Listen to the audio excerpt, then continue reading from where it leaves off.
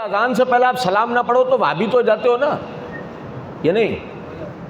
تو یاد رکھیں اس بات کو، بدعت کی تعریف ہی یہی ہے کہ اس کے پیچھے یعنی شریعت میں اس کی پہلے مثال ہوگی نہیں، اور عمل کرنے والا اس کے پیچھے اجر و ثواب کی امید رکھے گا، اس کے اوپر جمود اختیار کرے گا، اس سے چمٹ جائے گا اور اس کے مخالف کو جو ہے غلط کہے گا۔ بھائی نے کہا باغی کسے کہتے ہیں؟ تو مسلمانوں کا جو بالاتفاق حاکم ہو، اس کے خلاف اگر کوئی شخص خروج کرے، بغاوت کرے، وہ شخص باغی کہلاتا ہے، یا وہ جماعت باغی کہلاتی ہے۔ اور بھائی نے سوال کیا کہ بدعت کے پیچھے نماز ہوتی ہے؟ نہیں، بدعت کے پیچھے نماز نہیں ہوتی۔ علی بن ابی طالب رضی اللہ تعالیٰ عنہ فرماتے ہیں جس شخص نے کسی بدعتی کی تعظیم کی، اس نے اسلام کی عمارت کو ڈھانے میں مدد کی۔ اور اگر آپ بدعتی کو امام بنا لیں تو آپ اس کی تعظیم ہی تو کر رہے ہیں بھائی، اس لیے بدعتی کے پیچھے نماز نہیں ہوتی۔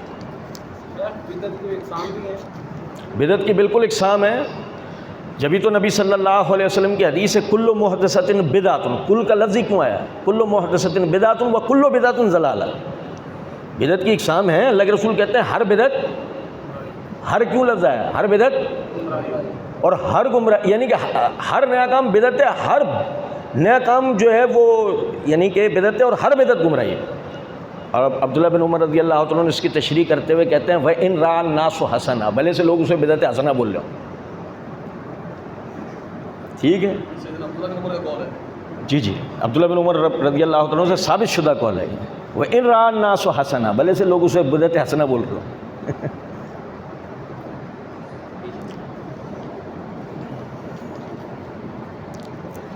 بھائی نے سوال کیا کہ محمد بن ابی بکر کی وفات کے بعد ان کی میت کو گدھے کی کھال میں ڈالا گیا، اس کی تفصیل و حقائق اور ان کو شہید کرنے والے کون تھے اور شہید کیوں کیا گیا؟ لوگ صحابہ کرام کے بارے میں کہتے ہیں انہوں نے شہید نہیں، محمد بن ابی بکر کو مصریوں نے یعنی شہید کیا تھا، اور وہ مصریوں نے ان کو شہید اس بنیاد کے اوپر کیا تھا کہ وہ ان کو باقاعدہ ایک پروپیگنڈا کرنے والا مانتے تھے۔ یہ ان کی غلطی تھی۔ محمد بن ابی بکر ایسے نہیں تھے، وہ آخر میں انہوں نے ویسے بھی بہت سی چیزوں سے توبہ طائب کر لی تھی۔ جہاں تک یہ بات ہے کہ جو ان کی کھال کو گدھے میں ڈال دیا اور یہ گدھے کی کھال میں ان کی ڈیڈ باڈی ڈال دی، تو جھوٹی بات ہے، ان کا شریعت میں کوئی ثبوت نہیں۔ اور صحابہ کرام رضوان اللہ علیہ مجمعین کا تو سوال ہی نہیں پیدا ہوتا ہے، صحابہ کرام تو اس کو مسئلہ سمجھتے تھے، اور وہ تو مسئلے کے بالکل بھی قائل نہیں تھے۔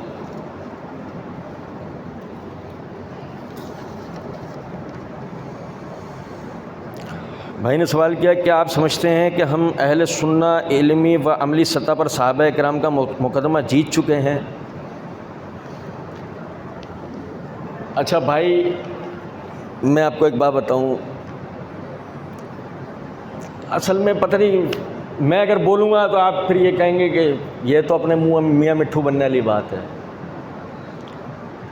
اچھا مجھے بتائیں کہ اس وقت میں صحابہ کرام کے خلاف جو شخص اعتراضات کا مبلغ ہے، کیونکہ اعتراضات کے موجد تو روافض ہیں، صحابہ کرام رضوان اللہ علیہ مجمعین کے خلاف اعتراضات ایجاد کرنے والے کون لوگ ہیں؟ روافض ہیں۔ لیکن ان اعتراضات کا اس زمانے میں مبلغ جو ہے وہ مرزا جہلمی ہے، ایسے ہی نا بھائی؟ اچھا آپ میں سے کوئی بھائی مجھے بتائے کیا مرزا جہلمی نے 2 سال میں صحابہ مخالف کوئی ویڈیو بنائی ہے؟ بتائیں، ان 2 سالوں میں مرزا جہلمی نے صحابہ مخالف کوئی ویڈیو بنائی ہے؟ کسی بھی صحابی کے خلاف بنائی ہے؟ اگر آپ کو محرم میں کوئی ویڈیو کلپ وغیرہ جو نظر آئیں وہ اس کی پرانی ویڈیوز ہیں، نئی کوئی ویڈیو بتائیں جو اس نے صحابہ کے اوپر بنائی ہے 2 سال کے عرصے نہیں۔ وجہ اس کو اس بات کا اندازہ ہو گیا ہے میں کوئی بھی اعتراض کروں گا صرف 1 ہفتے میں اس کا جواب آ جائے گا، صرف 1 ہفتے، یہ بھی شاید زیادہ ہو۔ تو یہ الحمدللہ اہل سنت کی جیت کی تو دلیل ہے کہ جو ان کا سب سے بڑا مبلغ تھا وہی جو ہے وہ خاموش ہو کر بیٹھ گیا کہ نہیں یہ بیکار ہے۔ سمجھ رہے ہیں کچھ بات کیوں نہیں؟ ہاں ایک اور میں آپ کو جیت کا علامت بتاتا ہوں۔ دیکھیں مسئلہ یہ ہے کہ اہل سنت کے پاس کرنے کے لیے کام بہت سارے ہیں۔ روافظ کی تو دال روٹی ان چیزوں چلتی ہے نا، دیکھو یزید کا نام زندہ نہیں رہے گا، حسین زندہ باد، میری بات سننا ذرا، مجھے ایمانداری سے ایک بات بتاؤ، یزید کا نام سب سے لینے والے کون لوگ ہیں؟ یہی ہے نا، ورنہ تم ہم پورے سال میں کہاں بولتے ہیں سنتے، من کے بھی یزید نام سے محرم آتے کے ساتھ یہ ڈھنڈورا یزید کا یہی پیٹ رہے ہوتے ہیں، نہیں پیٹ رہے ہوتے. یہ سمجھیں ذرا اس بات کو. مسئلہ سارا یہ ہے کہ ان کی روزی روٹی انہی چیزوں سے چلتی ہے. اہل سنت کے بعد کرنے کے لیے بہت سارے کام ہیں. دیکھو ہمارے تو لوگ اتنے مصروف ہیں، ہر شعبان کے مہینے میں ہمیں 15 شعبان کو بدعت یا سنت ثابت کرنا ہوتا ہے. ہر حج کے مہینے میں ہمیں حج کا طریقہ بتانا ہوتا ہے. ہر عید الاضحیٰ پہ ہمیں بتانا ہوتا ہے کہ قربانی 4 دن ہے یا 3 دن ہے. ہر رمضان میں ہمیں رمضان کے مسائل بتانے ہوتے ہیں. تراویح 20 ہیں، 8 ہیں. ہمارے پاس تو کرنے کے لیے بہت سارے کام ہیں نا، کوئی ایک کام تھوڑی ہے ہمارے پاس کرنے کے لیے. جب ہمیں کرنے کے لیے کچھ بھی نہیں ملتا ہم جمہوریت کے دلائل دینے بیٹھ جاتے ہیں. یار تو ہمارے پاس تو کرنے کے لیے بہت سارے کام ہیں. تو سمجھے بات کو یا نہیں؟ تو اگر اہل سنت کے مقدمے کی جیت سمجھنی ہو تو ایک اور بات سے میں آپ کو سمجھاتا ہوں. کون سا ایسا اہل سنت کا مبلغ ہے، عالم ہے، مناظر ہے کہ جس نے روافض کے ہر بندے کو آمنے سامنے بیٹھ کر مناظرے کا چیلنج نہ دیا ہو اور وہ راضی ہو گیا اور آمنے سامنے بیٹھنے کو تیار ہو گیا ہو؟ مجھے ایک نام بتائیں. یہ کہا ہوگا بھائی تو سامنے بیٹھ کے ہم سے بات کر، اور وہ راضی ہو گیا اور سامنے بیٹھنے ہے کوئی آپ کے سامنے ان 10-15 سالوں میں کوئی مثال ہے؟ یہ اہل سنت کے مقدمے کی جیت تو ہے. بس ان کو ایک ہتھیار ملا ہوا ہے، سوشل میڈیا. ان کو پتا ہے سوشل میڈیا میں ملک کے اندر یا ملک سے باہر کہیں بھی بیٹھ کے ایک کمرے کے اندر سے جو دل کرے گا وہ بکواس کریں گے. کون ہمیں سوشل میڈیا کے ذریعے کون ہمیں پکڑ سکتا ہے؟ یہاں تو ہم آزاد ہیں نا. بھائی مثال دیتا ہوں آپ کو، ایک چھوٹی سی ایک مثال دیتا ہوں. ایک مناظرہ ہوا، سننا توجہ سننا. ایک مناظرہ ہوا، اس مناظرے کے لیے ابتدائی وقت میں جو وقت رکھا گیا تھا ظہر سے لے کے عشاء کے درمیان کا، اور اس میں بات یہ ہوئی تھی کہ جی اس میں نمازوں کا وقفہ ہوگا اور ایک وقفہ ہوگا 10 منٹ کا چائے کا. تو وہ جو مناظرہ کرنے والی جو یعنی ہمارے اہل حدیث جو بھائی تھے، انہوں نے کہا کہ نہیں جی مناظرہ جو ہوگا وہ ہوگا رات کو عشاء کے بعد شروع، اور اس کا وقت ہوگا فجر تک. اس بیچ میں آپ کھانا، چائے، وقفہ، لیٹنے بیٹھنے، اٹھنے بیٹھنے، پیشاب پخانا جو دل کرے وہ کرنا، لیکن وقت کیا ہوگا؟ عشاء سے لے کے. اس میں نا پھر آپ یہ نہیں کہہ سکو کہ چلو نماز کے لیے اٹھیں، چلو یہ کر لیں، چلو وہ کر لیں. نہیں، گفتگو چلتی رہے گی سیدھی. آپ سمجھ رہے ہیں میری بات کا؟ تو ہم تو یہی جو نا مقصد، یعنی کہ ہم یہ بات کہتے ہیں کہ یہ الحمدللہ اہل سنت کے مقدمے کی جیت ہے. ہاں میں یہ تسلیم کرتا ہوں کہ ایک ہماری بس غلطی یہ ہے کہ جو ہماری یہ جیت نظر نہیں آ رہی ہے، وہ غلطی یہ ہے کہ ہم نے اس کو اجتماعی طور پر بیان کرنا تھا. ہمارے ایک ایک عالم کو، ایک ایک خطیب کو، ایک ایک مبلغ کو صحابہ کے بارے میں ذہن سازی کرنی تھی. بدقسمتی سے یہ گنتی کے افراد یہ کام کر رہے ہیں، اجتماعی طور پہ سب نہیں کر رہے. اس وجہ سے یہ جیت اجتماعی طور پہ نظر نہیں آتی. بس ایک چھوٹی سی بات. بھائی نے سوال کیا کہ مشاجرات صحابہ کے سلسلے میں ہم اساتذہ بچوں کی تربیت کے لیے کیا کریں؟ دیکھیں سمجھیں ذرا اس بات کو. ہمارے پاس ایک آسان سا حل ہے. ہر بچے کے اوپر یہ لازم کر دیں کہ شیخ رشاد اللہ قصری حفظہ اللہ کی جو کتاب ہے نا مشاجرات صحابہ کے اوپر، وہ بچے پر لازم کر دیں کہ جی اس کو حفظ کر دو، اس کو لازمی پڑھو. اس کا آپ سے ٹیسٹ کا جو بھی آپ کے یہاں طریقہ ہوتا ہے آپ وہ ٹیسٹ کا طریقہ رکھیں اور بچوں سے سنیں اور باقاعدہ کوشش کریں اس بات کی. کیونکہ دیکھیں شاید آپ کو میری بات عجیب لگے، اب مستقبل میں یہ نور و بشر حاضر ناظر رفع الدین کی بحثیں ختم ہونے والی ہیں. اب بحثیں ہوں گی سب سے پہلے صحابہ کے اوپر، وہاں سے جائیں گی نبیوں کے اوپر، نبیوں سے جائیں گی ڈائریکٹ اللہ کے اوپر. یعنی کہ بحث ہوگی سب سے پہلے رافضیت والے معاملات کو لے کے، پھر یعنی فتنہ انکار حدیث، پھر اس سے اوپر الحاد. اب جدید دور کے جو نا معاملات یہ ہیں. اگر ابھی سے ہم نے اس کے لیے اپنے بچوں کی تیاریاں نہیں کی تو مستقبل کے اندر ہمارے پاس ایسی اہلیت رکھنے والے لوگ نہیں ہوں گے جو جدید الحاد اور جدید فتنہ انکار حدیث اور جدید صحابہ پر جو اعتراضات کے اوپر جو کام ہے نا اس کے لیے لوگ ہیں. تو اس کے اوپر کام کرنا چاہیے. بھائی نے سوال کیا کہ جی کچھ لوگ آپ پر سوال کھڑا کرتے ہیں کہ آپ دلیل نہیں ہیں کیونکہ آپ کسی مدرسے سے نہیں پڑھے. یہ بات بالکل حقیقت ہے، میں دلیل نہیں ہوں لیکن میں دلیل بیان کرتا ہوں. وہ آپ دیکھ سکتے ہیں جس مدرسے میں چاہیں، جس لائبریری میں چاہیں. میں نے کب کہا کہ جی میں نے پڑھ دیا اور بات ختم ہو گئی؟ میں تو دلیل پڑھ کے سناتا ہوں. وہ دلیل جا کے آپ مدرسوں میں اساتذہ شیوخ کے پاس بیٹھ کے دیکھ سکتے ہیں. میں یہ نہیں کہتا کہ جی میں کوئی بڑا عالم فاضل ہوں.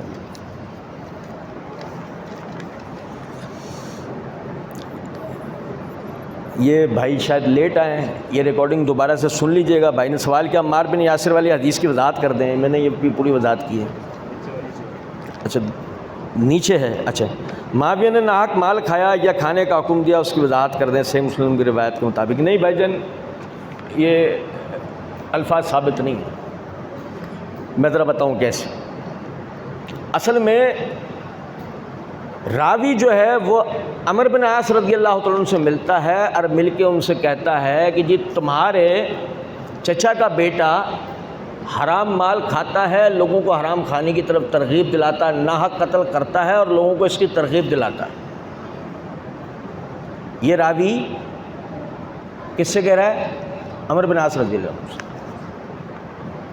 اب جو وہ بات کہہ رہا ہے اس بات کا ہمیں ثبوت کہاں سے چاہیے کہ جو یوں کھڑا ہو کے دکھا رہا ہو یہ دیکھو معاویہ حرام کھا رہا ہے اور کھانے کا حکم دے رہا ہے, ناحق قتل کر رہا ہے اور قتل کرنے کا حکم دے رہا ہے. کیونکہ اس وقت باقاعدہ جس طرح عثمان رضی اللہ تعالیٰ عنہ کے خلاف پروپیگنڈا چلا تھا نا کہ عثمان اپنے رشتہ داروں کو حکومت میں بھرتی کر رہے ہیں, علی یوں کر رہے ہیں, حسن یوں کر رہے ہیں, اسی طرح معاویہ رضی اللہ عنہ کے لیے بھی پروپیگنڈے تھے. تو اگر کوئی بھائی ایسے یعنی رویت سے کہ کوئی معاویہ رضی اللہ عنہ کوئی عمل کرتے ہوئے دیکھ رہا ہے, کوئی گواہی جانتا ہو تو اس کو بیان کرے, یہ تو راوی کا اپنا ایک فہم ہے جو بالکل غلط ہے. اور یہی بات امام نووی رحمۃ اللہ علیہ نے اس حدیث کی شرح کے اندر بھی بیان کی. حضرت علی کے جو قاتل تھے وہ کیا نیک تھے؟ نہیں, دیکھیں اس بات کو سمجھیں. اگر وہ نیک تھے اس کے بعد ان کی ساری نیکیاں ضائع ہو گئی تو اب ان کو نیک نہیں کہا جا سکتا. آپ سمجھیں. ہاں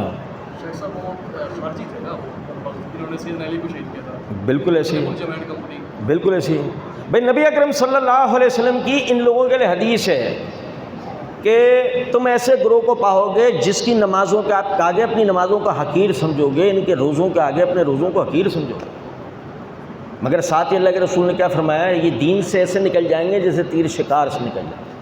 میں نے ان کو پایا تو اس طرح قتل کروں گا جس طرح اللہ تعالیٰ نے عاد و سمود کو قتل کیا. مجھے بتائیں اہل قبلہ کا قتل جائز ہے؟ کلمہ گو مسلمان کا قتل جائز ہے؟ تو کیوں اللہ کے رسول کہہ رہے ہیں قتل کر دوں گا؟ سمجھے ہیں بات کو یا نہیں؟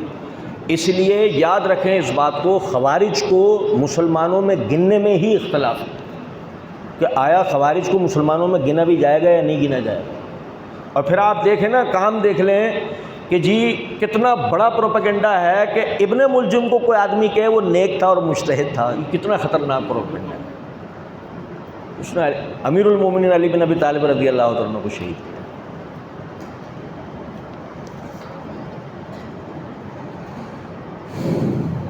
بھائی نے سوال کیا کہ خالد بن ولید رضی اللہ تعالیٰ عنہ نے جناب عمر رضی اللہ تعالیٰ عنہ کے ساتھ مل کر حضرت فاطمہ کی قبر مبارک کو اکھیڑنے کی کوشش کی, کیا وضاحت فرماتے ہیں؟ بھائی کہاں ہے یہ روایت؟ اگر آپ کے علم میں ہو تو بتائیے گا, ہمارے تو علم میں نہیں ہے یہ روایت کے در. مسلم کی حدیث نمبر 62. یہ نہیں, یہ پوچھ رہا ہوں میں یہ روایت کہاں ہے. پھر بھائی نے سوال کیا کہ خالد بن ولید کے بارے میں اہل تشیع کا موقف ہے, وہ دلائل دیتے ہیں کہ خالد بن ولید نماز میں علی رضی اللہ تعالیٰ عنہ کو قتل کرنا چاہتے تھے, بس وہ دلائل چاہیے. کہاں نہیں سمجھے بات کو؟ ایسے نا مروب مت ہوا کریں. میں آپ کو بتاؤں ذرا بات, بھائی ذرا سنیں توجہ سنیے گا. آپ کے نا ملتان کے ہی ایک علامہ صاحب تھے, ہمارے حیدرآباد میں آئے, اور وہ عید میلاد النبی چوک ہمارے یہاں مشہور ہے, تو وہاں پہ انہوں نے نا پروگرام کیا. پروگرام کرتے ہوئے کہنے لگے, او سنو آج میں تمہیں 11ویں کی دلیل دے رہا ہوں, قرآن سے پلے باندھ لو اپنے, وہابیوں کے گھروں کے باہر لے جا کے لکھ دو. اب انہوں نے دلیل دی, اور بھائی سننا ذرا بات کو, ہم بھی ٹینشن میں کھڑے ہوئے تھے فٹ پاتھ پہ, سمجھ میں آ رہی ہے بات ہے. انہوں نے دلیل دی کہ دیکھو, وہ اپنے مخصوص اسٹائل میں, قل هو اللہ احد اللہ الصمد لم یلد ولم یولد ولم یکن لہ کفوا کفوا کفوا, یہ ان کا اسٹائل بتا رہا ہوں آپ کو. کفو ون انگلش کا ون، آہدن عربی کا ون، عربی کا ایک، انگلش کا ون ایک، عربی کا ون ایک، ایک اور ایک مل کے ہو گیا 11، یہ ہو گئی 11ویں صادی. اگر ہم نے کسی سے سنا ہوتا تو ہم کہتے ہیں نہیں یار جھوٹ بول رہا ہے، ہم نے اپنی آنکھوں سے دیکھا، کانوں سے سنا، یہ دلیل دی. اور آپ اندازہ کریں اس پر پبلک سبحان اللہ ماشاء اللہ کر رہی ہے. تو مروب مت ہوا کریں. یہ جب کوئی بات نہیں کہ وہ فلاں دلائل دے رہا ہے وہ یوں بولتا ہوں، مروب نہیں ہوا کریں. علماء سے رجوع کیا کریں، وہ دلائل لے کے جائیں. کیا ہوا بھائی میں گیا ہوں مولوی صاحب کے پاس، وہ جواب نہیں دے سکے، تو وہ ہو سکتا ہے اس کا خاصہ نہ ہو، اس کا ڈپارٹمنٹ نہ ہو، دوسرے کے پاس چلے جائیں. دوسرے سے ملا تیسرے کے پاس چلے جائیں. اس میں کوئی ٹینشن لینے والی بات تھوڑی ہے. طبیعت خراب ہوتی ہے، ایک ڈاکٹر سے صحیح نہیں ہو رہے ہوتے تو کیا ہوتا ہے، گھر میں بیٹھ جاتے ہو اور مرنے کا انتظار کرتے ہو. کیا ہوتا ہے، ایک ڈاکٹر سے طبیعت صحیح نہیں ہو آدمی دوسرے کے پاس جاتا ہے، دوسرے کے بعد طبیعت صحیح نہیں، تیسرے کے پاس جاتا ہے. لوگ تو شہروں کے سفر کر لیتے ہیں، ملکوں کے سفر کر لیتے ہیں اپنی طبیعت کے لیے. تو سمجھیں ذرا اس بات کو کہ جب اپنی طبیعت کی فکر اتنی کرتے ہو تو اپنے ایمان کی فکر اس سے زیادہ کیا کرو. اگر خدا نہ خواستہ کوئی وسوسہ کسی سے مل گیا ہے، کوئی شک و شبہ کسی سے مل گیا ہے، مروب نہیں ہونا چاہیے. ایک طالب علم کی طرح کہنا چاہیے بہت اچھی بات ہے، میں اس پہ تحقیق کروں.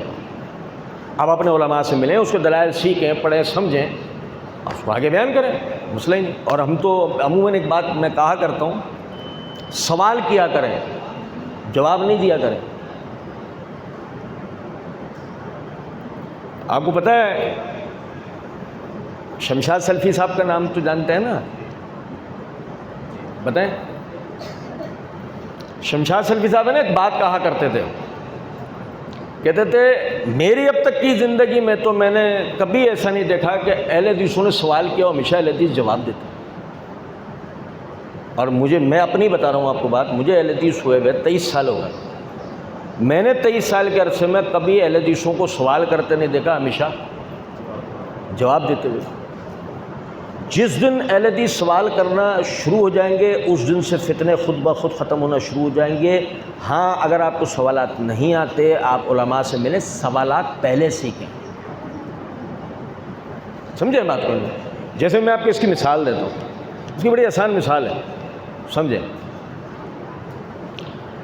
بندے نے آپ سے کہا، وہ جو بھی پرچہ آیا تو سوال میں کہ جی فلاں صحابی اور فلاں صحابی نعوذ باللہ من ذالک فاطمہ رضی اللہ تعالیٰ عنہ کی قبر کو کھیڑ رہے تھے.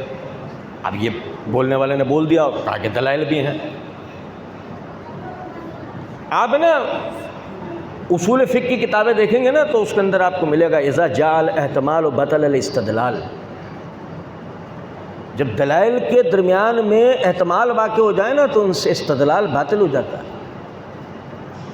وہ دلیل ہی کیا کہ جس میں احتمال واقع ہو جائے. اب احتمال کیا ہے؟ احتمال یہ ہے کہ جی وہ سامنے والا تو کہہ رہے ہیں کہ ہم دلائل دیں گے، بولے دلائل بعد میں دینا، پہلے ایک مسئلہ سمجھاؤ، پہلے ایک احتمال ہمارا دور کرو کہ جب فاطمہ رضی اللہ تعالیٰ عنہ کی قبر کو 2 حضرات اکھیڑنے کی کوشش کر رہے تھے تو حضرات بنو ہاشم کہاں تھے؟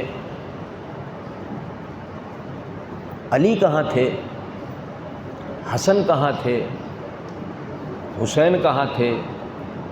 سمجھے ہو کچھ بات کو یا نہیں؟ تو پہلے ہمیں وہ دلائل نہیں چاہیے، پہلے یہ جواب چاہیے. سمجھے ہیں کچھ بات کو یا نہیں؟ جب اس جواب کے پیچھے آدمی جائے گا ان دلائل کی کمزوری خود بخود پتہ لگ جائے گی. سمجھ میں آ رہی ہے؟ تو سوال کرنا سیکھیں، سوال پہلے کیا. صحیح مسلم میں جو ہے کہ حضرت معاویہ رضی اللہ تعالیٰ عنہ گالیاں دینے کا حکم دیا کرتے تھے. پھر گالیاں دینے والے کون سی گالیاں دیتے تھے؟ انتہائی معذرت کے ساتھ، پھر گالیاں دینے والے کون سی گالیاں دیتے تھے یہ بھی تو پتہ لگے نا. وہی ظاہر ہے کہ جب یار لوگوں نے تو یہاں سے شروع کرنا ہوتا ہے اور لے جا کے ختم کرنا ہوتا ہے خصائص الکبریٰ کی اس بات کے اوپر کہ 60 سال تک منبروں سے جو نا برا بھلا کہا گیا ہے. 60 سال تک. وہی میں نے جیسے عرض کیا سوال کرنا چاہیے. تو ہم تو جب بھی یہ سنتے ہیں اچھا بھائی کیا ہوا بھائی نعوذ باللہ من ذالک گالیاں دینے کا حکم، اچھا بھائی ٹھیک ہے گالیاں دینے کا حکم دیا. پھر وہ دیتے تھے؟ ہاں.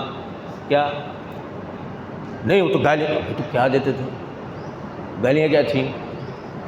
پھر وہ ظاہر ہے کہ جب اس گالیوں کی وضاحت ہو جائے وہ گالیاں یہ تھیں. جیسے مثال دوں میں آپ کو یہ میں کو اپنی طرف سے بات نہیں بنا رہا ہوں کہ کوئی کہے یار کون سا مذاق کر رہا ہوں، نہیں، صحیح مسلم میں جہاں آپ اس حدیث کو پڑھ رہے ہوتے ہو نا، ایک صفحہ پلٹو، اس سے پہلے ایک حدیث ہوتی ہے، ایک صفحہ پہلے ایک حدیث ہوتی ہے، اور وہ حدیث کیا ہے کہ سعد بن ابی وقاص رضی اللہ تعالیٰ عنہ کو ایک شخص کہتا ہے حضرت مدینے میں فلاں آدمی علی رضی اللہ تعالیٰ عنہ پر سب کرتا ہے۔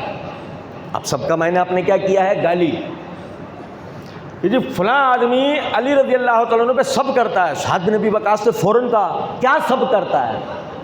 یہ سوال ہمارا ہے، یہ سوال ہمارا ہے، کس کا ہے؟ صحابی رسول کا ہے۔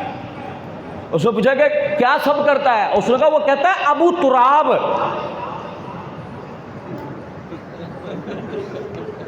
پڑھو آپ صحیح مسلم، وہ کہتا ہے ابو تراب۔ سعد بن ابی وقاص رضی اللہ عنہ کا اللہ کے بندے تو اس کو سب سمجھ رہا ہے؟ یہ تو علی رضی اللہ تعالیٰ عنہ کی وہ کنیت ہے جو انہیں اپنی جان سے عزیز ہے۔ پھر انہوں نے وہ پورا کنیت والا واقعہ آپ لوگوں کے بھی علم میں وہ سنایا۔ اب بتاؤ وہ آدمی ابو تراب کہنے کو کیا سمجھ رہا ہے؟ سب کہنا سمجھ رہا ہے۔ تو آپ سمجھیں گے جب معاویہ رضی اللہ تعالیٰ عنہ نے کہا کہ تو علی پہ سب کر، تو وہ سب بمعنی اگر گالی ہوتا تو کیا کہتے سعد بن ابی وقاص؟ سمجھے ہیں کچھ بات کو؟ تو یہ اس پروپیگنڈے میں نہیں آنا چاہیے۔ اس حدیث میں ہے کہ کیا چیز ہے آپ کو روکتی ہے پورا کریں؟ کیا چیز ہے جو آپ کو علی پر تنقید سے روکتی ہے؟ سب کے معنی گالی دینا نہیں ہوتا ہر جگہ، کوئی قرینہ ایسا واقع ہو جس کے نتیجے میں یہ کہا جا سکتا ہے کہ یہاں سب کے معنی گالی ہیں، ہر جگہ یہ معنی نہیں ہوتے۔ سمجھ میں آ رہی ہے بات؟ اس کی مثال ایسے ہے، مباشرت کے لفظی معنی کیا ہیں بتائیں؟ کوئی مسئلہ نہیں، جو آپ کو پتہ ہے ذہن میں وہ بتا دیں۔ مباشرت کے لفظی معنی ہوتے ہیں ملاقات کرنے کے۔ مباشر چینل نہیں آتا؟ مباشر چینل آتا ہے نا؟ مباشرت کے لفظی معنی ہوتے ہیں ملاقات کرنے کے، کنایتاً مجامعت کے معنی میں لے لیا جاتا ہے۔ سمجھے ہیں بات کو یا نہیں؟ تو جب تک قرینہ نہیں ہوگا تو مباشرت بمعنی مجامعت کیسے لیں گے آپ؟ قرینہ تو ہو، کوئی ایسا جملے میں کوئی ایسا کوئی منظر کشی تو ہو رہی ہو کہ آپ یہاں مباشرت بمعنی مجامعت لے رہے ہیں۔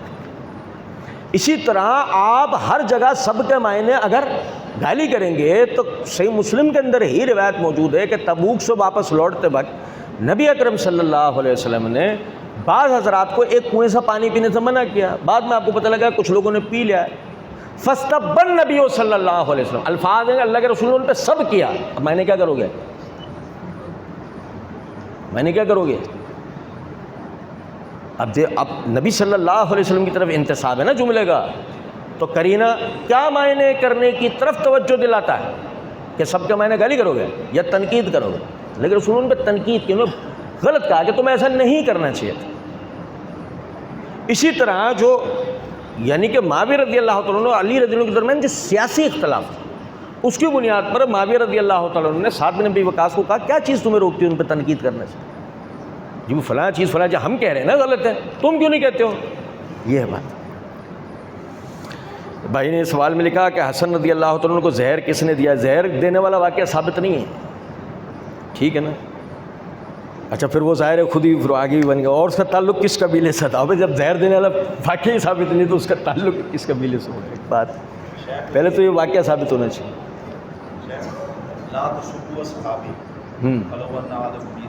ہاں میرے صحابہ پہ تنقید نہ کرو، وہ یہ کہتے ہیں کہ یہ مخصوص صحابہ کے لیے تھا، ساروں کے لیے نہیں تھی۔ اس کی دلیل؟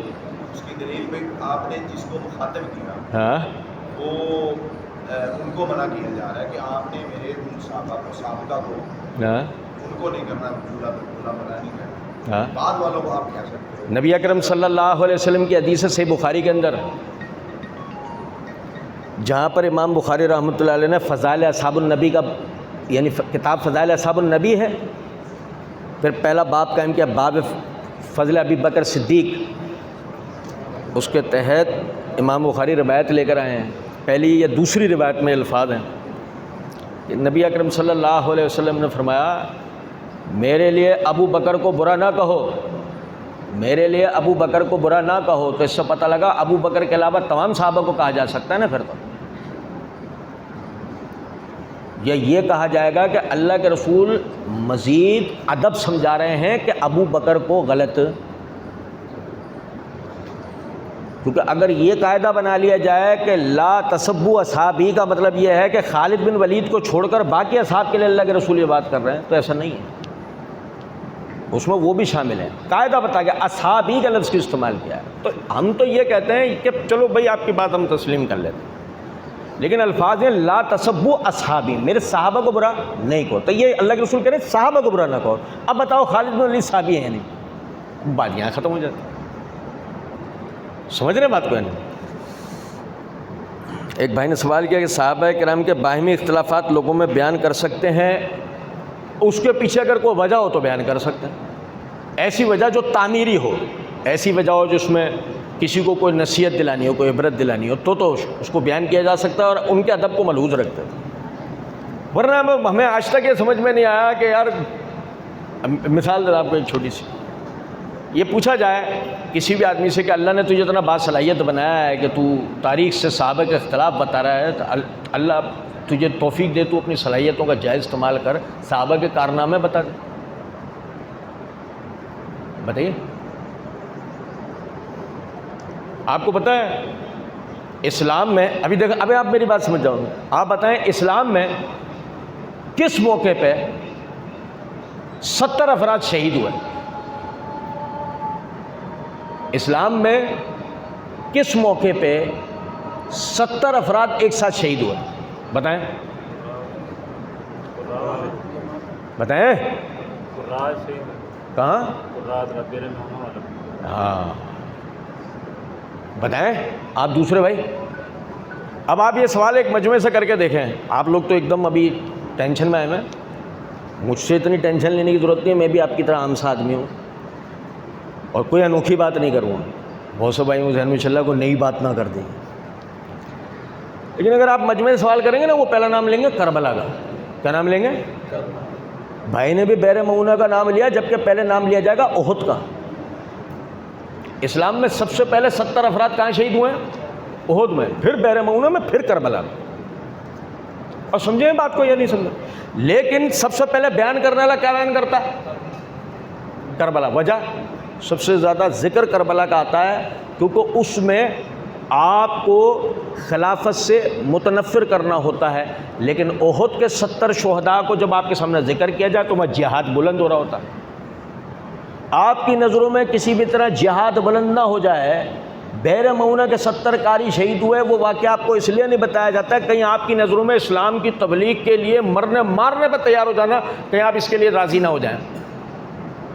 تو کبھی بھی آپ کے سامنے صحابہ کے کارنامے نہیں آنے دیے جاتے، آپ کے سامنے ہمیشہ صحابہ کی کمزوریاں بیان کرنے کی لوگ کوشش کرتے ہیں، وہ بھی اپنے گمان میں۔ میں عموماً ایک بات کہا کرتا ہوں کہ صحابہ کرام رضوان اللہ علیہم اجمعین پہ الزامات دو حال میں سے کسی ایک حال سے خالی نہیں ہیں، یا تو وہ الزامات ثابت نہیں ہیں اور یا وہ الزامات باقاعدہ ہے نہیں، انہیں الزامات بنایا جا رہا ہے، جیسے کہ لا تسبوا اصحابی والی پوری روایت کیا ہے؟ اسے بیان کرنے والے اس طرح بیان کرتے ہیں کہ جو نا سعد بن ابی وقاص تھے، یا صحابی کا اس وقت مجھے نام یاد نہیں، ان کے اور خالد بن ولید رضی اللہ تعالیٰ کے درمیان ایک بات ہوئی اور خالد بن ولید نے ان کو گالیاں دی نعوذ باللہ، جبکہ مسند احمد کے اندر یہ الفاظ موجود ہیں کہ ان کے درمیان جب بحث ہوئی تو خالد بن ولید رضی اللہ تعالیٰ عنہ نے کہا آپ اپنے اسلام لانے کی سبقت کے نتیجے میں زیادہ خود کو نمایاں نہیں کر رہے۔ میں جملہ دوبارہ دہرا دیتا ہوں، جسے خالد کا سب کرنا کہا جا رہا ہے، وہ سب کرنا کیا تھا؟ وہ تنقید کر رہے تھے، کن الفاظ میں کر رہے تھے؟ آپ کا ہم سے اسلام پہلے لے آنا، آپ کا سبقت کرنا، اس کو لے کے آپ خود کو زیادہ نمایاں نہیں کر رہے ہم سے۔ تو نبی صلی اللہ علیہ وسلم نے کہا میرے صحابہ پر تنقید نہ کرو۔ تو بعض مرتبہ جن چیزوں کو صحابہ پہ بطور الزام بیان کیا جا رہا ہوتا ہے، بعض مرتبہ وہ معنی مفہومی غلط طریقے سے بیان کیے جا رہے ہوتے ہیں، وہ بات ہی اس طرح نہیں ہوتی۔ تو یہ معاملہ ہے اس میں۔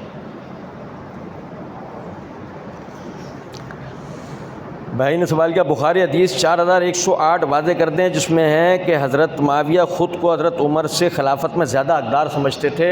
یہ جس بھائی نے لکھا نا وہ حدیث 4108 نکالے اور اس میں مجھے ڈھونڈ کے دکھائے کہاں یہ الفاظ. جس بھائی نے لکھا ہے وہ حدیث نمبر 4108 نکالے, اس میں ڈھونڈے بغور کہ کہاں یہ الفاظ ہیں کہ معاویہ خود کو عمر سے افضل کہہ رہے ہیں. جب وہ نکال کے یہ الفاظ مجھے دکھائے گا میں اس کے بتاتا ہوں. یہ وہ سوال ہے جو لوگ سے پوچھتے ہیں. جی مجھے پتہ ہے, اس وجہ سے ہم میں اسی لیے تو آپ کے لیے ویڈیو اپلوڈ کر کے رکھی ہوئی ہے چینل پہ. میں نے تو 150 اعتراضات کے اوپر ویڈیوز اپلوڈ کر کے رکھی, یہ الفاظ ہیں. لیکن یہاں بتانا مقصود کیا ہے آپ نے غور نہیں کیا. میں نے ابھی تھوڑی دیر پہلے کہا تھا سوال کیا کریں. سامنے والا آپ سے آ کر جب یہ بات کر رہا ہے کہ جی اس میں یہ بات ہے کہ وہ خود کو معاویہ کو علی سے معاویہ نے خود کو عمر سے افضل کہہ رہے ہیں. اچھا پڑھو کس جگہ کیسے سمجھاؤ. یہ تو وہ ہے نا جو انجینئر نے آپ کے منہ میں لقمہ ڈال دیا ہے, آپ وہ نہیں, وہ یہ روایت یہ کھولو یہ کھولی اب پڑھو سمجھاؤ میں کس طرح. اچھا سر یہ روایت ہے مسلم کی کہ 6229 وہ حضرت علی حضرت میرے سے انکار کر دیا کہ اس نے کہا اگر تم اس سے انکار کرتے ہو تو یوں کہو اللہ تعالیٰ ابو تراب پر لعنت کرے. اس سے سب کون ہے یہ کہنے والا؟ حضرت امیر معاویہ. نہیں دیکھیں غور سے دیکھیں. آل مروان میں سے ایک شخص. دیکھو آپ ہی نے نکالا, لیکن آپ کو ہی یہ رجل من آل مروان نظر نہیں آیا, آپ اسے معاویہ کہہ رہے ہیں. یہ کیا ہے؟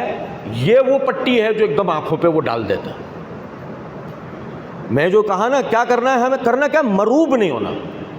سامنے والا کہہ رہا ہوں دلیل میں دلائل دے رہا ہوں بخاری مسلم, مروب نہیں ہونا. غور سے سنو وہ کیا کہہ رہا ہے. ہم نے مرزا کو اس کے جملوں میں پکڑا نہیں پکڑا, آپ میری ویڈیو دیکھتے ہیں پکڑا نہیں.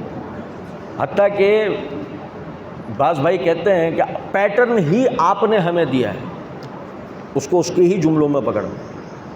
ٹھیک ہے نا. تو یہ سامنے کس کوئی بھی بندہ اس پکڑنے کا یہ طریقہ ہے. صحابہ پر تاریخی تجزیہ کرنا کیسا ہے؟ صحابہ پر صرف قرآنی اور حدیثی تجزیہ کرنا چاہیے, تاریخی نہیں کرنا. صحابہ تاریخی شخصیات نہیں, صحابہ قرآن اور حدیث والی شخصیات. سمجھ رہے بات؟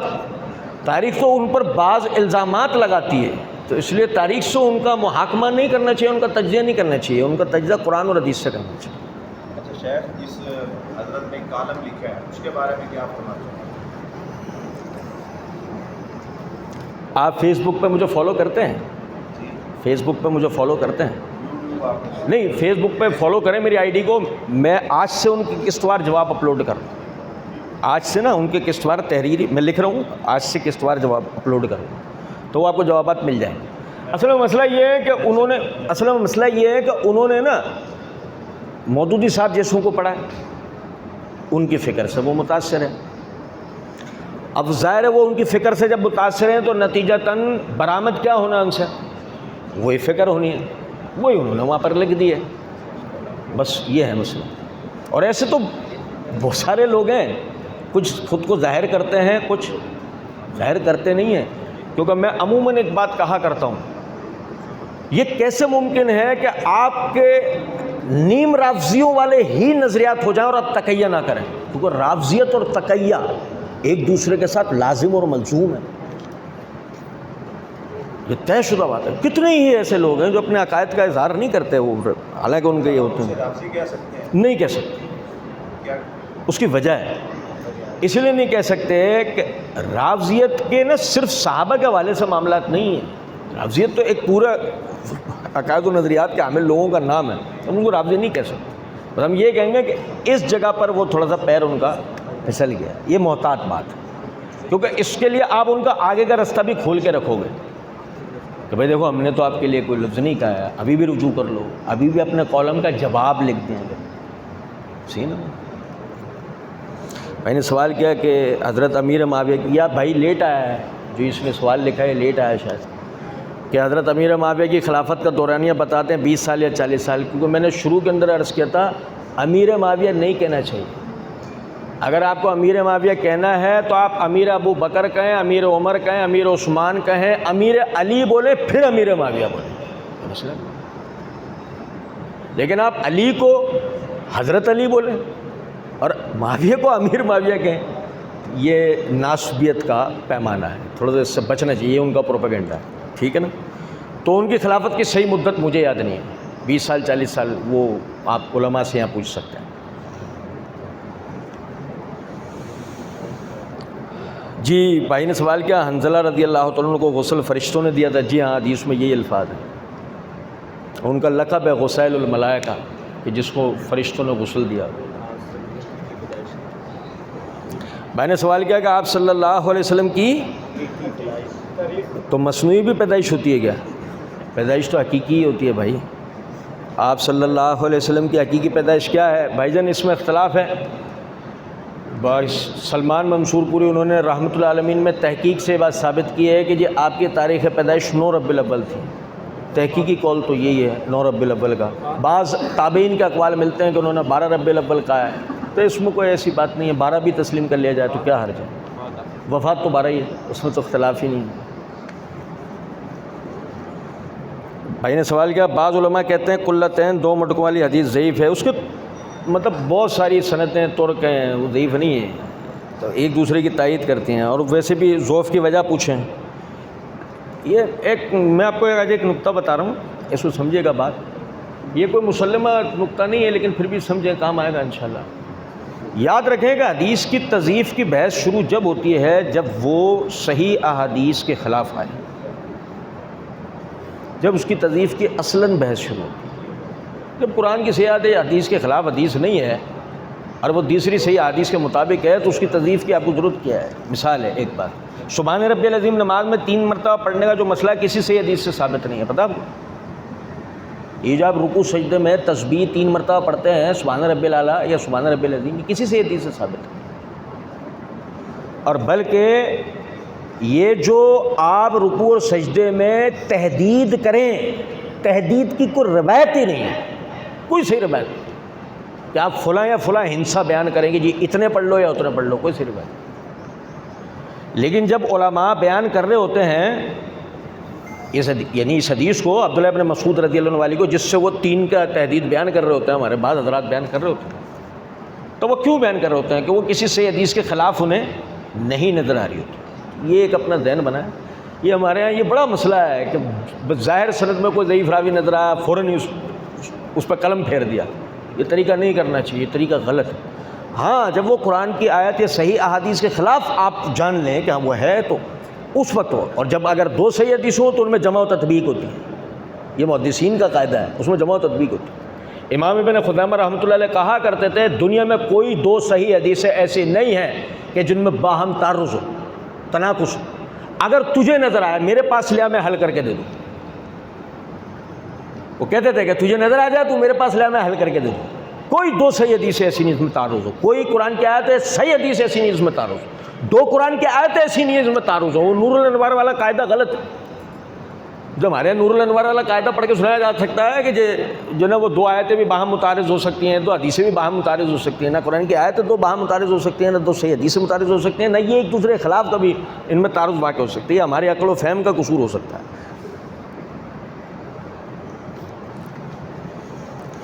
بھائی نے سوال کیا کہ حسین رضی اللہ تعالیٰ عنہ کس نے شہید کروایا تھا؟ کیا ان کے قاتل یزید تھے؟ کیا یزید کو برا بھلا کہا جا سکتا ہے؟ دیکھیں بھائی، حسین رضی اللہ تعالیٰ عنہ کی شہادت جو ہے وہ یزید کے ہاتھوں نہیں ہوئی.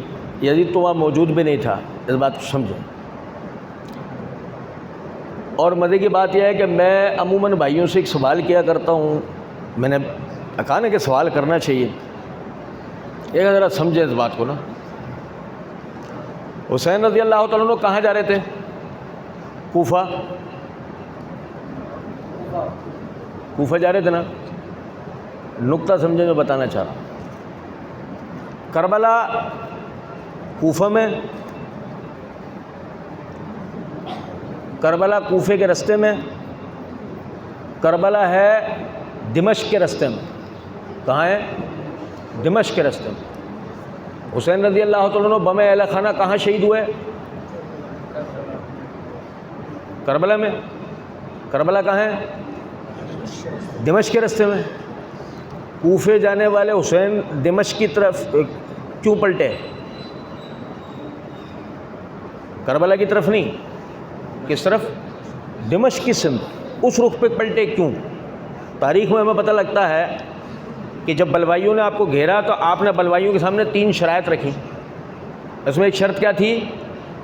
ایک شرط یہ تھی مجھے یزید کے پاس جانے دو، مجھے یزید کے پاس جانے دو. تو جس سے خطرہ ہو جان و مال کا، اہل و عیال کا، آدمی اس کے پاس جاتا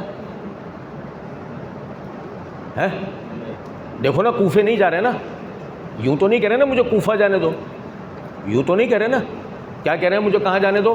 3 شرائطی. پہلی، مجھے یا تو مدینہ جانے دو، یا مجھے یزید کی طرف جانے دو، یا مجھے اسلامی سرحدوں میں سے کسی سرحد کی طرف جانے دو جہاں میں کفار کے خلاف جہاد کرتے ہوئے اپنی زندگی ختم کر دوں. ٹھیک ہے، کچھ بات سمجھ رہے نہیں؟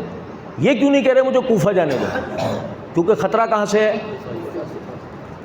سمجھو کچھ نکتہ یا نہیں؟ خطرہ ہے کوفہ سے. اور ذرا سمجھیں، ہمارے یہاں بدقسمتی یہ ہے کہ ہمیشہ فائل کو الٹا پڑھا جاتا ہے، سیدھا نہیں. آخری صفحے سے پڑھا جاتا ہے، شروع صفحے سے نہیں. نکتہ سمجھیں ذرا اس بات. حسن کو شہید کرنے والا یزید تھا، علی کو شہید کرنے والا یزید تھا، عثمان کو شہید کرنے والا یزید تھا. تو پھر عثمان کو شہید کرنے والے کون تھے؟ اس کی تحقیق کرو، آپ کو حسین کے قاتل سامنے کھڑے نظر آئیں گے. جنہوں نے عثمان رضی اللہ تعالیٰ عنہ کو شہید کیا، گارنٹی کے ساتھ چیلنج دے کے میں یہ بات کہتا ہوں، آپ ان کی تحقیق کر لو، آپ کو حسین کے قاتلین ایسے سامنے کھڑے نظر آئیں گے. آپ کو پتہ ہے ہم یزید کے بارے میں یہ کیوں نہیں کہتے کہ یزید رحمۃ اللہ علیہ یا فلاں، یہ ہم کیوں نہیں کہتے ایسے جملہ؟ ہم واقعہ حرہ کی وجہ سے نہیں کہتے. کس کی وجہ سے نہیں کہتے؟ واقعہ حرہ کی وجہ سے. حالانکہ یزید کا اس وقت موت ہو چکی تھی، انتقال ہو چکا تھا، یزید زندہ نہیں تھا. جب واقعہ حرہ ہوا ہے تو وہ تو حجاج کی وجہ سے ہوا ہے واقعہ. یزید تو اس وقت زندہ بھی نہیں تھا، مر گیا تھا. لیکن اس کے باوجود ہمیں چونکہ یزید سے اس معاملے میں حکم کیا نظر آتا ہے کہ مکے کا محاصرہ کرو، اس محاصرے کا حکم سنتے ہی ہمیں انداز ہو جاتا ہے یہ وہ حکم تھا جس کی وجہ سے عبداللہ بن زبیر رضی اللہ تعالیٰ عنہ کی شہادت ہوئی ہے. اور یہی یہاں پر وہ بات آ جاتی ہے جہاں کہ ہم یزید کے بارے میں حضرت یا رحمۃ اللہ علیہ یا فلاں یہ نہیں کہتے. لیکن اس بات کو سمجھیں کہ اسلام ایک ادب سکھاتا ہے کہ یعنی کہ کسی بھی انسان پہ تہمت نہیں لگائی جائے گی. ٹھیک ہے، ایک معمولی انسان پہ بھی نہیں لگائی جائے گی. یزید تو پھر مسلمانوں کا حکمران تھا نا. سمجھیں اس بات کو. یہ کہنا کہ یزید قاتل حسین ہے، یہ تہمت ہے اس پر. یہ کہنا کہ حسین کو اپنی خلافت کے لیے جا رہے تھے، یہ تہمت ہے. واقعہ کربلا کو اس کے حقیقی پس منظر سے ہٹا کے اس جعلی، مصنوعی اور ایرانی پس منظر پہ لگا دینا جس سے اس کا حقیقی قربانی کا جو معاملہ ہے وہ ختم ہو جائے، وہ نہیں کرنا چاہیے. تو یزید کے اوپر حسین رضی اللہ عنہ کے قتل کا الزام ہی ہے، ثابت نہیں ہوتا. حضرت حسین رضی اللہ عنہ کس مقصد سے جا رہے تھے؟ اپنے بھائی کی سنت پہ عمل کرتے ہوئے اہل کوفہ سے بیعت لیتے، یزید کے ہاتھ پہ تفویض کر دیتے، جیسے بڑے بھائی نے کیا تھا. انہی سے بیعت لی تھی اور بیعت لینے کے بعد معاویہ رضی اللہ عنہ کے ہاتھ پہ تفویض کر دی تھی. اس کی سب سے بڑی دلیل یہ ہے کہ جب ابن عباس رضی اللہ تعالیٰ نے انہیں روکا مکے میں اور انہوں نے کہا کہ حضرت آپ جانتے ہیں کہ ان لوگوں نے پہلے کیا کیا ہے، تو انہوں نے جواب میں کہا کہ اگر میں خیر کی نیت نہیں جانتا ہوتا تو میں کبھی بھی نہیں آ جاتا. خیر کہ بھلائی کا معاملہ ہو سکتا ہے، اور وہ بھلائی کا معاملہ وہی تھا جو پہلے سے موجود، یعنی کہ حسن رضی اللہ تعالیٰ عنہ نے جو صلح کا معاملہ کیا، ان سے بیعت اس ہاتھ میں تفویض کر دی، فتنہ رفع ہو گیا، عام الجماعت ہو گیا. سمجھ رہے ہیں بات کیوں نہیں؟ حسین رضی اللہ تعالیٰ عنہ اسی لیے جا رہے تھے اور کوئی نیت اس کے پیچھے بتائی نہیں جا سکتی، یعنی کہ ثابت نہیں کی جا سکتی. بتانے کو تو ہزار باتیں لوگ کہتے ہیں. بھائی نے کہا امام بخاری رحمۃ اللہ علیہ کا اندھے ہونے کا الگ واقعہ بے سند ہے، واقعہ ثابت تو نہیں ہے.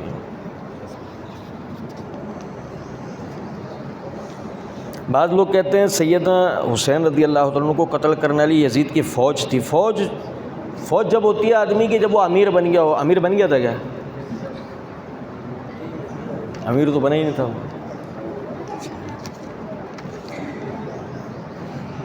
بھائی نے سوال کیا کہ ایمان لانے سے کیا مراد ہے؟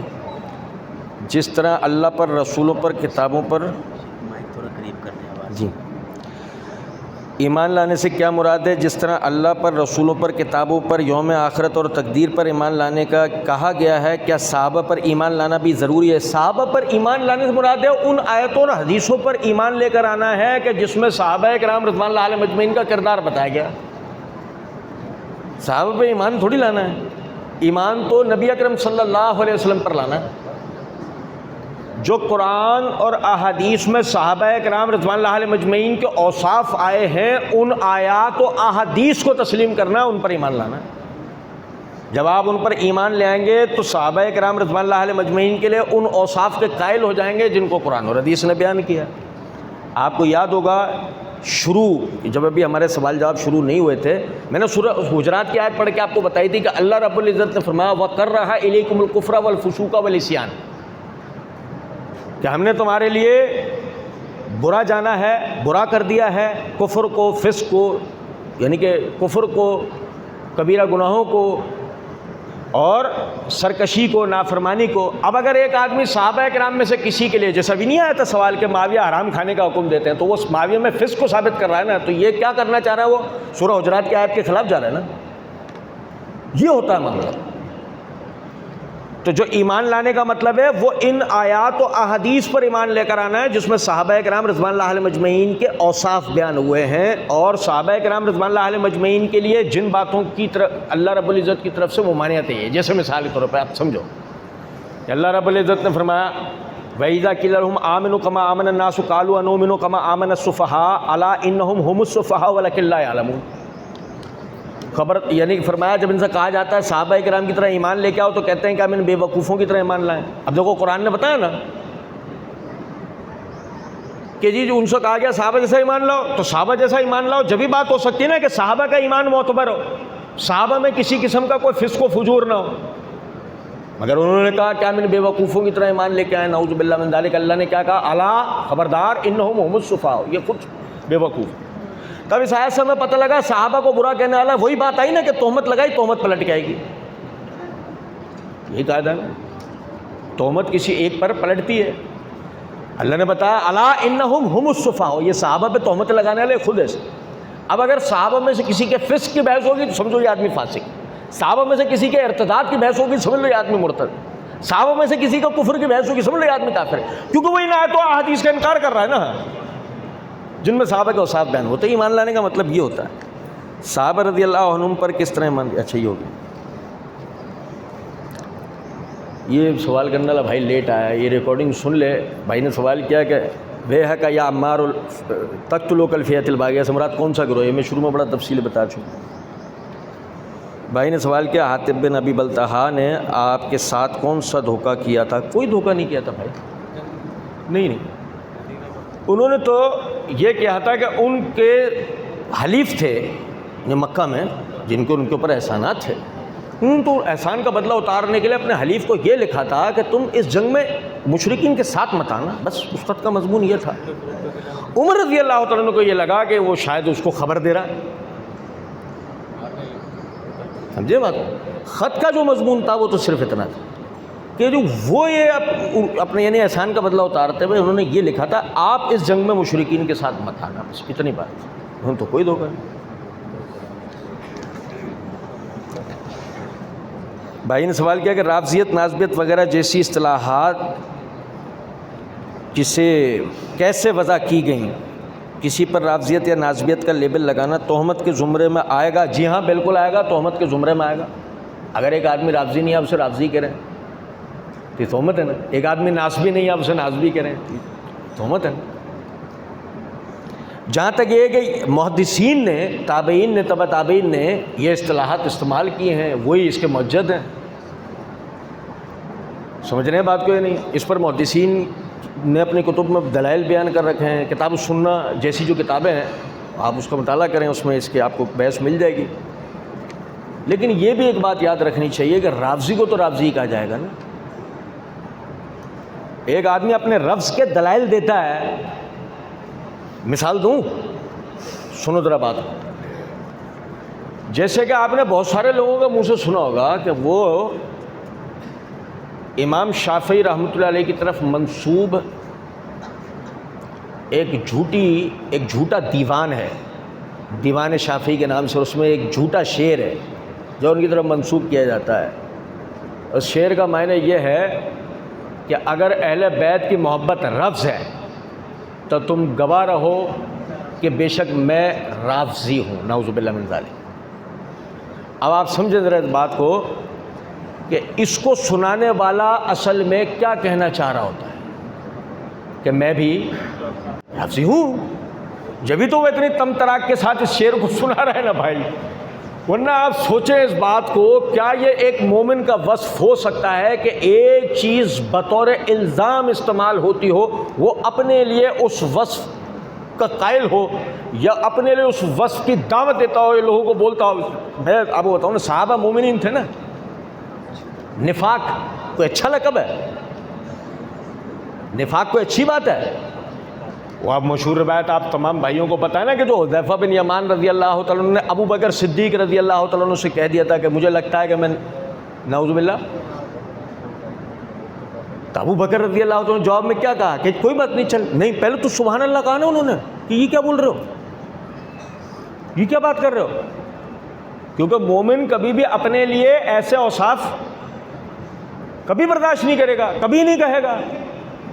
اب یہ تو پتہ نا کہ رافضیت بدعت کی ایک شاخ ہے.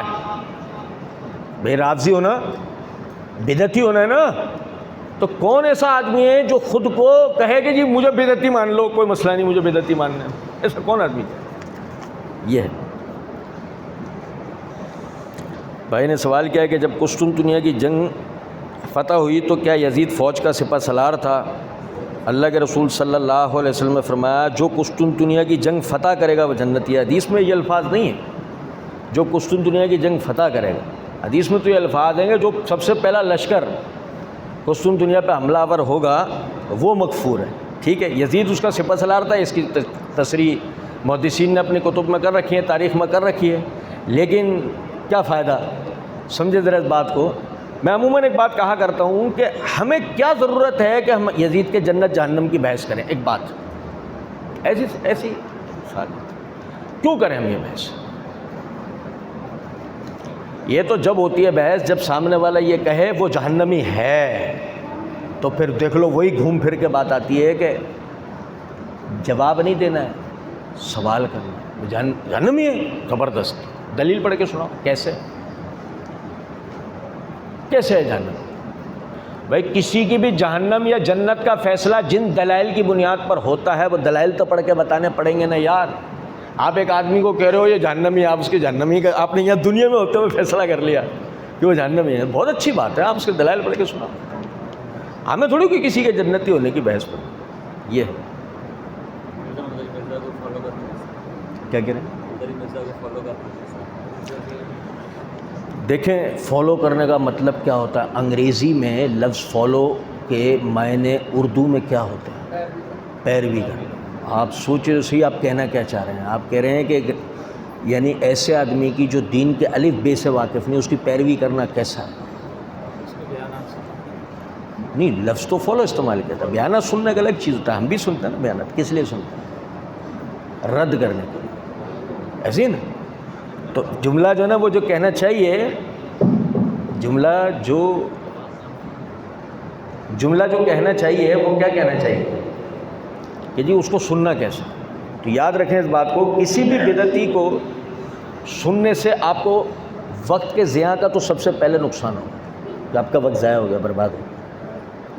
اس نے جو غلط باتیں کی آپ نے سنی, آپ اس اعتبار سے گناہ گار بھی ہوئے کہ آپ نے دین کے خلاف جو باتیں نا وہ سنی, آپ گناہ گار ہو. اب کیا ہے, آپ دین کو سیکھیں, دلائل کو سیکھا, پڑھا, سمجھا, جانا, آپ کو لگا لوگ اس کو سنتے ہیں, اس کے نتیجے میں گمراہ ہو سکتے ہیں. اب آپ نے اس کے لیے مرضا کو سنا. اب جب لوگ آپ کے پاس آتے ہیں تو آپ لوگوں کے اشکالات کے جوابات دیتے ہیں، تو اس نیت سے جب آپ مرزا کو، جب کہ آپ سیکھ چکے تھے اور آپ نے مرزا کو سننا شروع کیا تو کوئی حرج نہیں۔ ایک سوال کا مجھے آپ جواب دیں، مرزا قادیانی کو پڑھنا کیسا ہے؟ میں نے تو لفظ فالو بھی استعمال نہیں کیا ہے، تو آپ بتائیں کہ مرزا قادیانی کو سننا کیسا ہے یا پڑھنا کیسا ہے؟ غلط ہے یا صحیح ہے؟ صحیح ہے؟ نہیں، آپ گردن کیوں ہلا رہے ہیں نا، مطلب کانفیڈنٹلی جواب دیں۔ آپ کہیں بھائی صحیح ہے، آپ کہیں بھائی غلط ہے، ہیں؟ تو آپ نے مرزا کو جہلمی کو کون سا سنا؟ نہیں، کیا سنا؟ کچھ بھی نہیں سنا۔ آپ نے تو اس کے قبر پرستی کے خلاف کچھ کلپ سنو گے نا، اہل حدیثوں کا مزاج تو اس کی طرف جاتا ہے نا زیادہ، تو آپ نے زیادہ اس کا مطلب آپ نے مرزا کو صحیح طرح سنا ہی نہیں ہے نا۔ جیسے مثال دیتا ہوں، آپ مرزا کو توحید پرست سمجھتے ہیں؟ نہیں سمجھتے؟ کیا وجہ ہے؟ آپ نے اس کو قبروں کے آگے رکوع سجدہ کرتے دیکھا ہے؟ بتائیں تو صحیح، آپ اسے توحید پرست کیوں نہیں سمجھتے؟ نہیں، وہ تو ایک الگ بحث ہے نا، ایک آدمی صحابہ کو برا کہہ رہا ہے تو وہ تو ایک الگ چیز ہے کہ اس کی فکر میں رافضیت ہے، لیکن ایک آدمی کا توحید پرست ہونا تو ایک الگ چیز ہوتا ہے نا۔ مرزا توحید پرست ہے آپ کی نظر؟ نہیں سمجھیں، صحابہ کا معاملہ دیگر ہے نا بھائی، صحابہ والا عقیدہ ایک الگ ہے، توحید والا عقیدہ الگ، یہ الگ الگ عقائد ہے۔ جیسے مثال کے طور پہ ایک آدمی کہے اللہ اکیلا رب ہے، اکیلا الہ ہے، اکیلا مالک ہے، اکیلا خالق ہے، اکیلا رازق ہے، تقدیر نہیں ہوتی، تو وہ اللہ کی ربوبیت، الوہیت، سب چیزوں کا اقرار کر کے تقدیر کا منکر ہو رہا ہے نا، یہ الگ چیز ہے، وہ الگ چیز۔ تو میں آپ سے یہ پوچھ رہا ہوں کہ مرزا کو کیا آپ توحید پرست سمجھتے ہیں؟ یہ سب بھائی توجہ سنیے گا کہ مرزا کو آپ توحید پرست سمجھتے ہیں؟ اچھا، اب میں بتاتا ہوں آپ کو، ہم مرزا کو توحید پرست نہیں سمجھتے۔ ہم اس لیے نہیں سمجھتے کہ ہم نے مرزا سے کبھی بھی توحید نہیں سنی، اور اگر آپ میں سے کسی بھائی نے مرزا سے کبھی توحید سنی ہو نا تو وہ ہاتھ کھڑا کرے۔ سنیے کسی نے؟ میرے نبی صاحب تو ہے ہی کوئی نہیں، توحید مطلب اسی سے ہم فیل کرتے ہیں، نہیں، بابے شہید۔ نہیں، یہ توحید تھوڑی ہے۔ سمجھے اس بات کو کہ توحید کیا چیز ہے کہ اللہ رب العزت کی ذات اور اس کی صفات کا بیان کرنا، یہ توحید بیان کرنا ہوتا ہے، اور قبر پرستی کا رد کرنا قبر پرستی کا رد کرنا ہوتا ہے، یہ مکمل شرک کا رد کرنا بھی نہیں ہے۔ مثال دوں، کیا مرزا صاحب کو امام خمینی کے مزار کا رد کرتے ہوئے دیکھا ہے؟ بابا تو خمینی بھی تھا نا، تو اس کے بھی تو مزار کا رد کرو نا۔ بھائی مرزا سے کبھی آپ نے ایرانی باباؤں کے مزار کا رد سنا؟ عراقی باباؤں کے مزار کا رد سنا؟ مرزا جب بھی رد کرے گا کہاں والے کرے گا رد؟ کہ جو صوفی تھے، ان کا تھوڑا سا ٹچ اہل سنت سے ملتا جلتا ہے۔ رافضی جتنے بابا گزرے ہیں، مرزا کبھی ان کا رد کرتا ہوا نہیں نظر آئے، کبھی نہیں نظر آئے۔ نہیں، رافضی جتنے بابا گزرے، میں نے کیا لفظ کہا؟ وہ کبھی بھی ان کا رد کرتا ہوا آپ کو نظر نہیں آئے گا۔ اس کا مطلب یہ ہے کہ وہ آپ کو مخصوص قسم کی قبر پرستی سے نکال کر آہستہ آہستہ مخصوص قسم کی قبر پرستی کی طرف لے کے جا رہا ہے، جس کی میں بھی آپ کو آگے مثال دوں۔ بنیادی بات سمجھنے کی یہ ہے کہ لوگ اس دھوکے کا شکار ہیں کہ مرزا چونکہ نا باب تشینی اور قبر پھلاں، لوگ سمجھتے ہیں یہ توحید کا بیان نہیں ہے، یہ قبر پرستی کی ایک شاخ کا رد ہے بس۔ مرزا نے کبھی بھی توحید بیان نہیں کی، اور یاد رکھیں اس بات کو، توحید کا جب بیان ہوگا تو سب سے پہلے اللہ کی ذات کا بیان ہوگا، اور جب ذات کا بیان ہوگا تو سب سے پہلے علو کا بیان ہوگا۔ کس کا بیان ہوگا؟ اللہ کے علو کا۔ کیا مطلب؟ الرحمن علی العرش استویٰ، رحمان عرش پہ مستوی ہے، سب سے پہلے اس کا بیان ہوگا۔ اور آپ کو پتہ ہے مرزا نے سب سے زیادہ اس عقیدے کا رد کیا ہے، جس پر میں نے اس کو جواب کی میں نے دیا، میری 11 ویڈیوز ہیں اس کے اوپر، لائن سے مرزا کی 3 ویڈیوز کے جوابات میں نے 11 ویڈیوز بنائے، سارے اس نے جو دلائل دیے ہیں اللہ کے حاضر ہونے کے، موجود ہونے کے، یہ جو نظریہ جہمیہ کا، تو اس کے اوپر میں نے اس کا رد کیا ان دلائل کا۔ تو جو آدمی اللہ کو مستوی علی العرش نہیں سمجھے اور ہم اسے توحید پرست سمجھ رہے ہوں، اس کا مطلب ہماری توحید میں بھی خلل ہے نا۔ پھر یہ ہے سوال یہ جو نا ابھی آپ جو کہہ رہے تھے نا کہ یہ جو آدمی صحابہ کے بارے میں آپ کو روک رہا تھا بار بار، آپ صحیح تھے اپنی جگہ. آپ جو یہ کہہ رہے تھے نا کہ جو آدمی صحابہ کے خلاف ہے وہ توحید پر، آپ اپنی جگہ بالکل صحیح کر رہے تھے، میں آپ کو غلط روک رہا تھا. لیکن میں ایک بات سمجھانے کے لیے روک رہا، یاد رکھیں اس بات کو. یہ حقیقت بات ہے کہ جو آدمی صحابہ مخالف ہو اس کا عقیدہ توحید بھی صحیح نہیں ہو سکتا، کوئی عقیدہ صحیح نہیں ہو سکتا. کیونکہ آپ کو یہ عقیدہ توحید بتائے گا کون؟ یہ عقیدہ تقدیر بتائے گا کون؟ یہ عقیدہ آخرت بتائے گا کون؟ یہ عقائد سارے آپ کو بتائے کس نے؟ بتائے صاحب. بھائی نے سوال کیا کہ اگر حدیث رسول کے مطابق یزید مغفور لہم ہے تو پھر جنتی کیوں نہ کہا جائے جبکہ اصحاب رسول بھی تو مغفور ہی ہیں؟ بالکل ٹھیک ہے، آپ بولیں، کوئی ٹینشن نہیں. میں نے کب کہا؟ میں نے تو یہ بات کی ہے کہ آپ نے غور نہیں کیا. میں نے تو یہ بات کی تھی کہ آخر ہم اس بحث کو چھیڑ کے فائدہ حاصل کیا کرتے ہیں، جبکہ ہمیں اصل میں سوال یہ کرنا چاہیے وہ جہنمی کیسے ہے، اس کے جنت